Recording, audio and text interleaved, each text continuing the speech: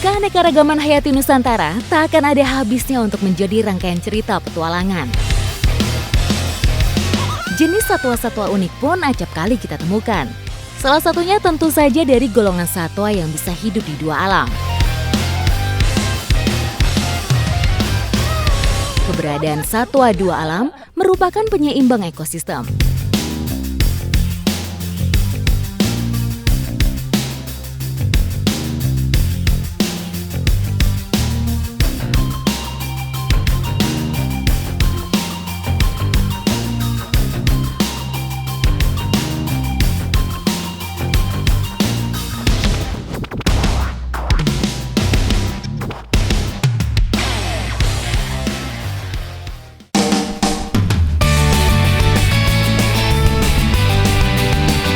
Membuka petualangan dari Lampung, target satwa dua alam kali ini adalah ikan glodok.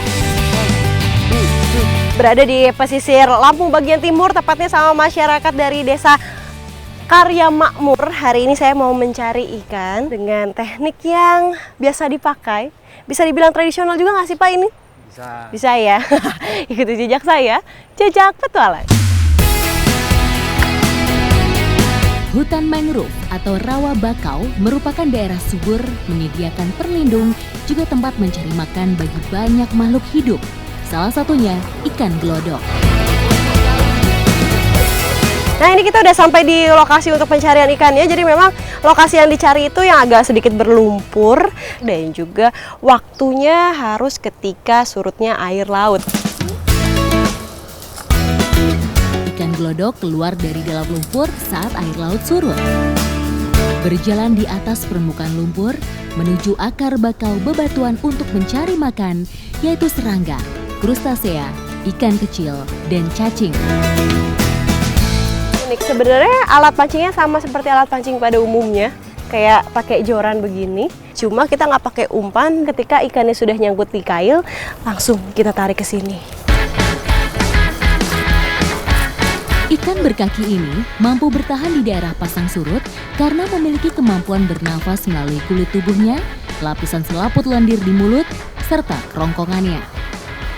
Wilayah persebarannya sangat luas, meliputi perairan tropis dan subtropis.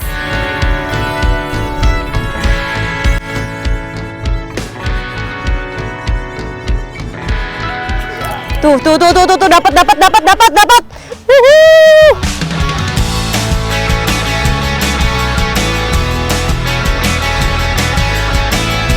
Nih, gimana cara pegangnya? Ini Nanti dia lolos lagi. Harus hati-hati Pencet. tekniknya. pencet, Nah, pencet. Ya. bagian ininya. Wow! Namanya mancing, kesabaran menjadi kuncinya. Tentunya juga harus tahu tekniknya, biar hasil tangkapan memuaskan. Dapat. Satu! Tapi kecil banget. Sekalinya dapat ukurannya kecil. Nih, mana tuh? Ini sama ya, ikan ini juga. Ya, dia lepas. Udah dapat satu, langsung lepas. Kalau tidak cepat-cepat untuk ditarik kailnya.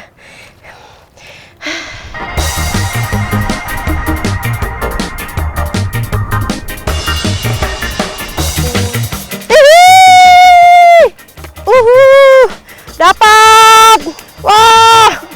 Ini saya ambil. Boleh Pak? Gimana Pak caranya? Pegangnya bagian atasnya ya? Kepalanya. Kepalanya.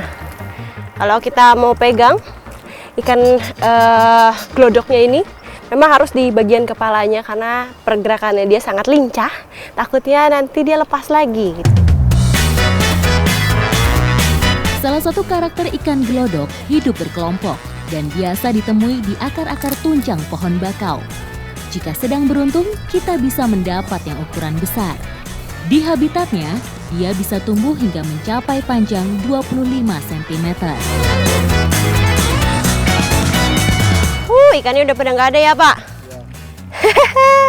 Semakin pasangnya air, ikan juga semakin banyak yang pergi dan masuk ke dalam lubang lumpurnya. Dan sekarang sepertinya kita sudahi karena hasilnya juga Sudah banyak. Habis ini saya mau langsung bawa ikannya untuk kita masak menjadi olahan tradisional di sini. Makanya ikuti jejak saya, Jajak Petualang. Ayo mari Pak, kita bawa.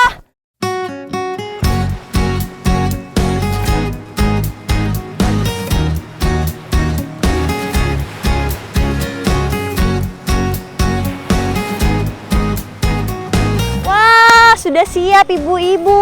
Masak apa ini, Bu? Sambal ceruit khas Lampung. Wih. Ini ibu-ibunya sudah siap. Jadi kali ini kita mau memasak namanya seruit. Nah, seruit itu tuh dari masak sampai makan beramai-ramai. Itu di sana di belakang juga udah ada ibu-ibu yang bersihin ikan yang udah didapetin sebelumnya, dan di sini saya tugasnya untuk bantu ibu-ibu ini membuat bumbu. Kayaknya enak nih masakannya.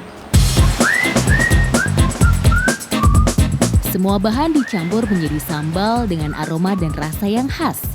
Seruit sering dijadikan menu utama saat warga Lampung sedang berkumpul.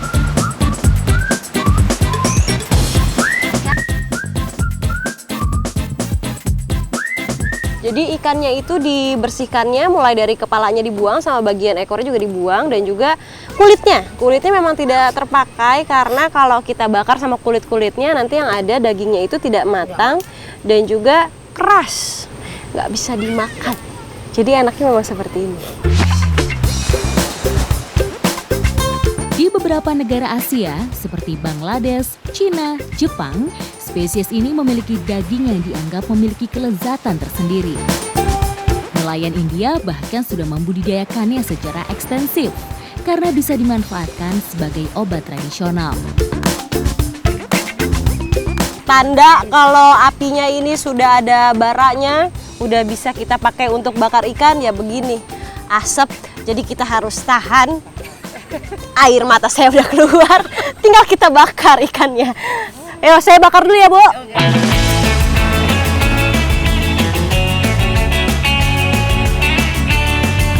Ini kalau udah setengah matang, waktunya untuk kita meneteskan jeruk nipis supaya nanti rasa ikannya tidak amis dan rasanya jauh lebih asam, enak. Mantap. Udah bisa ya, Pak? Udah. Udah ya? Kuliner khas Lampung ini memiliki nilai protein tinggi, jadi cocok sebagai alternatif sumber protein hewani.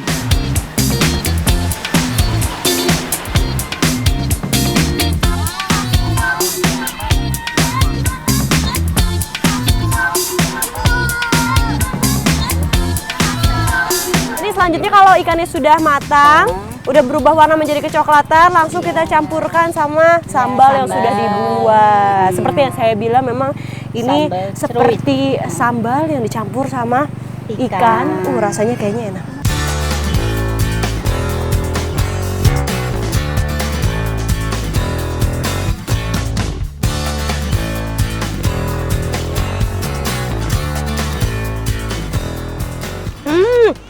Lama-lama ternyata makin pedas. Tadi saya bilang kurang pedas, tapi ternyata pedasnya di akhir ya, Bu.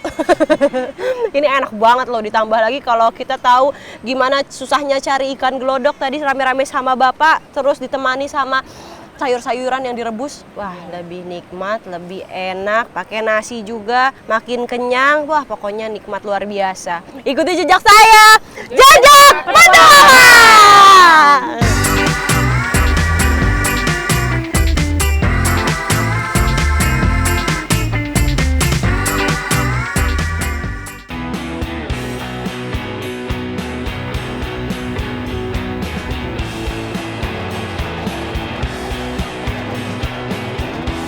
Selanjutnya, petualangan Rani Patricia di Aceh bersama kura-kura tuntong yang keberadaannya mulai langka.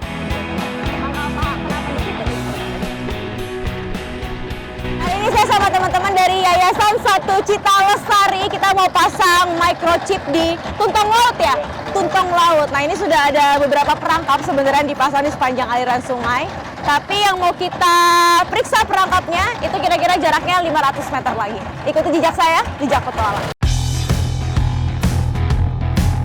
Batagor borneonsis atau tuntong laut merupakan salah satu spesies dari 331 kura-kura yang ada di dunia saat ini. Tuntong laut tersebar di Aceh, Sumatera Utara, Riau, Semenanjung Malaysia, dan Kalimantan. Tuh, lihat tuh anakan tuntung berjemur. Mana? Ada lihat nggak? Itu di atas dahan itu, ranting itu. Iya, ada tukik, anak tuntong, Iya. disebutnya tukik. Lagi berjemur di atas ranting dan ini menurut saya anggun banget posenya ya. Diam, kalem ya. Diam, lehernya ke atas. Itu dia bisa bertahan kayak gitu terus. Bisa sampai 1-2 jam. 1-2 jam supaya suhu tubuhnya tetap stabil dan kotoran-kotoran, bakteri, paras yang ada di tubuhnya itu semuanya bersih. Oke, kita sudah sampai di tempat trapnya. Jadi ini, semoga di bubu yang ini di dalamnya ada tuntongnya. Saya bersama tim akan melakukan survei pemantauan populasi, penelitian genetika, dan habitat tuntong. Saya nggak ngira begitu diangkat akan seberat ini. Ini beratnya kurang lebih 10 kilo deh ya? 10 Tuh, ke 11 tangan saya udah getar. Ini berat banget. Nah, yang kita dapatkan hari ini adalah tuntong jantan. Nih, bedanya dia ada di cangkangnya, ya Bang? Ya, di jangkangnya dan perubahan warnanya nih, Mbak, di sini. Oh. Di atas kepalanya nih. Jadi cangkangnya itu kalau jantan ada motifnya. Saat pemasangan microchip, wajib memakai sarung tangan agar higienis dan tuntong tidak tertular bakteri dari manusia atau sebaliknya. Setelah tadi diukur panjang, lebar, dan beratnya, sekarang kita masuk ke inti kegiatan kita. Iya benar, penandaan. Kita akan pasang microchip. Nah ini microchipnya ini nih. Kecil sekali. Tapi sebelumnya kita scan dulu untuk lihat nomornya berapa. Habis itu baru nanti kita suntik, kita injeksi. Si microchipnya ini juga posisinya tidak boleh sembarangan. Jadi dia harus ada di paha, Di pangkal paha. di pangkal paha di atas sebelah paha, kiri. Sebelah kiri. Sebelah kiri Dan di persis di bawah kulit. Nah, persis di bawah kulit. Terus injeksinya nggak boleh terlalu dalam, kurang lebih cuma 1 cm aja. Jangan sampai kena daging atau sarafnya.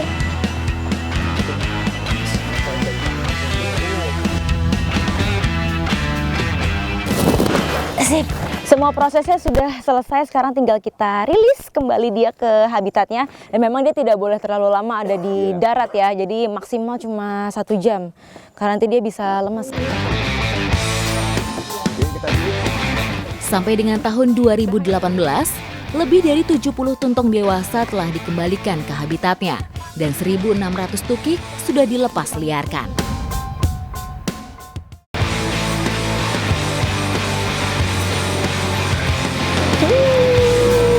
Inilah dia rumah informasi kura-kura tuntong laut. Nah, tuntong-tuntong yang lucu dan unik ini itu memang sengaja ditetaskan di sini ya, Bang? Sengaja di sini.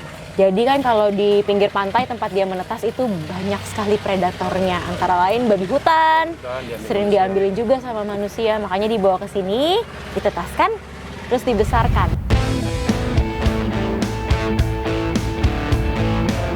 Hari ini totalnya ada 24 tukik yang akan kita rilis. Nah, ini sudah ada nomornya, jadi dia sudah punya namanya masing-masing lah. Suatu hari kalau ketemu bisa difoto, terus kalau nggak bisa ketangkap, nggak bisa di scan microchipnya, kita bisa lihat dari tanda yang ada di sini. Ini tidak menyakiti ya Bang ya? Tidak, Itu jadi memang apa ya, metode konvensional yang udah diaplikasikan di mana-mana. di mana-mana. Jadi itu semacam kayak potong kuku aja jadinya.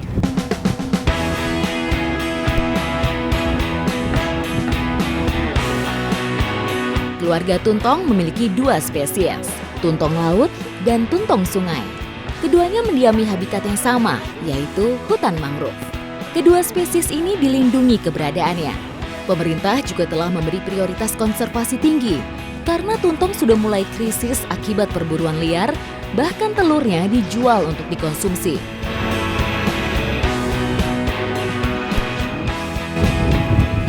Oke, dadah!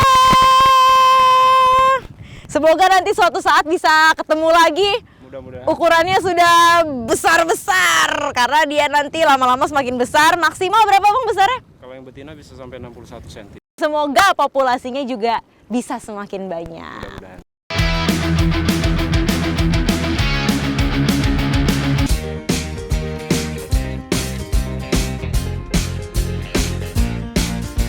satu satwa dua alam pengendali serangga adalah katak.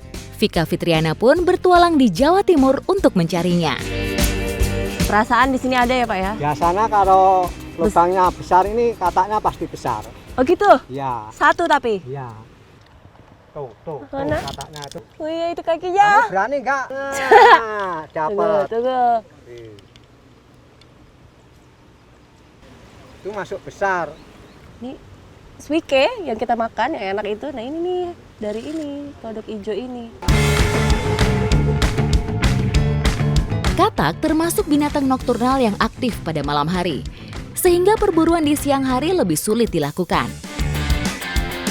Di Pulau Jawa, setidaknya terdapat 40 jenis katak. Tetapi dari semuanya, hanya katak hijau yang diburu manusia untuk dikonsumsi. Kodok hijau sendiri juga lihat, coraknya beragam tuh. Pokoknya tergantung dari air, sama kalau misalnya, biasanya kalau yang di tanah-tanah dia cenderung lebih gelap ya Pak?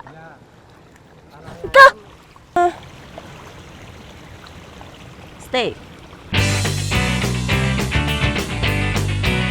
Di Indonesia, perburuan katak hijau dilakukan seiring pesatnya peminat kuliner katak hijau.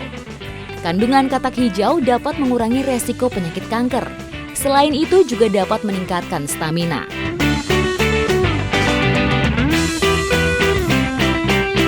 Nih, ini salah satu cara bertahannya kodok. Pura-pura mati.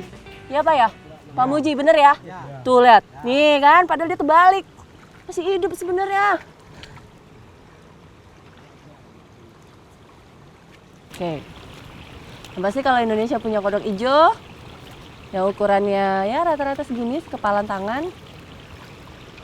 Nah, di Kediri juga ada kodok yang diimpor langsung dari luar, tapi berhasil diternakan di sini, berhasil dibudidaya di sini. Habis ini kita mau lihat. Nah, kamu ikut ya.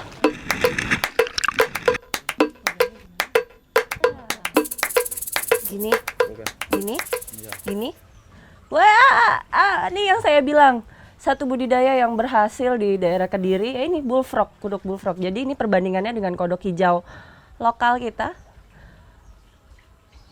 Usia yang sama-sama 1 tahun, tapi lihat. Katak lembu atau Rana catesbeiana show awalnya diintroduksi ke Indonesia dari Taiwan. Untuk memenuhi pasar, marak dibudidayakan di Indonesia.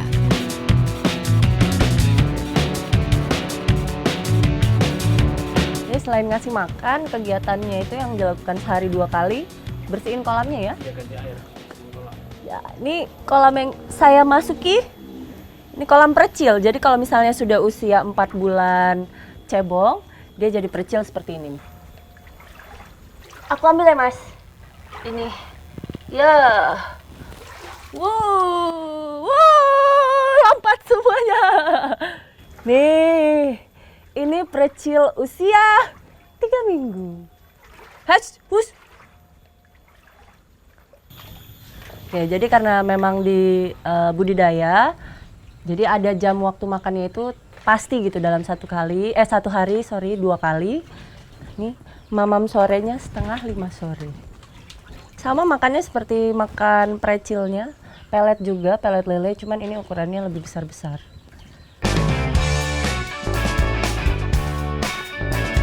Suksesnya budidaya katak lembu ikut membantu tekanan terhadap populasi katak hijau asli Indonesia. Budidaya spesies asli Amerika ini juga tergolong mudah dilakukan. Kuncinya adalah kualitas kolam dan air yang tepat. Pengaturan pakan yang juga tepat juga akan mempercepat masa panen katak lembu.